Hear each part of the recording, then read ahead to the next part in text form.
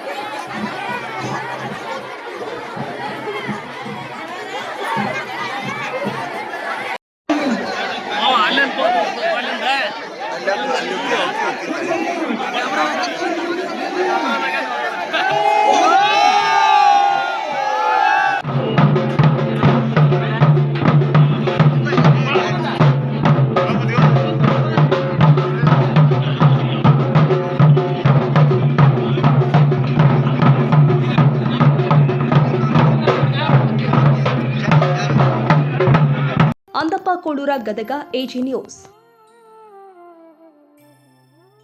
ಕನ್ನಡಿಗರ ಮೆಚ್ಚಿನ ನಿಮ್ಮ ಎಜೆ 24/7 ನ್ಯೂಸ್ ಕನ್ನಡ ವಾಹಿನಿ ಇದೀಗ ಟಿವಿಯಲ್ಲಿ ಲಭ್ಯ. ವೇಳೆ ನೋಟಿಸ್ ಕೊಟ್ಟಿದ್ರೆ ವಾಪಸ್ ತಗೋತೀವಿ. ಇವತ್ತು ವಕ್ಫ್ ಪ್ರಾಪರ್ಟಿ ಅಂತೇಳಿ ಬರ್ತದೆ ಅಂತ ಹೇಳಿದ್ರೆ ರೈತರ ಬೀದಿಗೆ ಬಂದು ಏನ್ ಮಾಡ್ಬೇಕಾಗತ್ತೆ? ಯಾರು ವೋಟ್ ಹಾಕಿಲ್ಲ ಅಂದ್ರೆ ಗ್ಯಾರಂಟಿನೆಲ್ಲ ಸ್ಟಾಪ್ ಮಾಡ್ಬಿಡ್ತೀವಿ.